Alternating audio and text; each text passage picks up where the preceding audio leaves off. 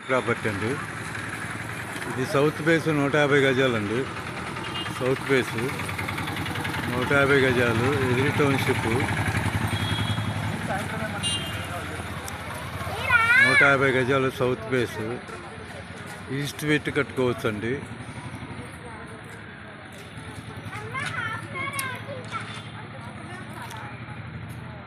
South face అండి, 150 గజాలు. East మలుపు కట్టుకోవచ్చు. దీనికి ఎదురు పార్క్ అండి ఇది.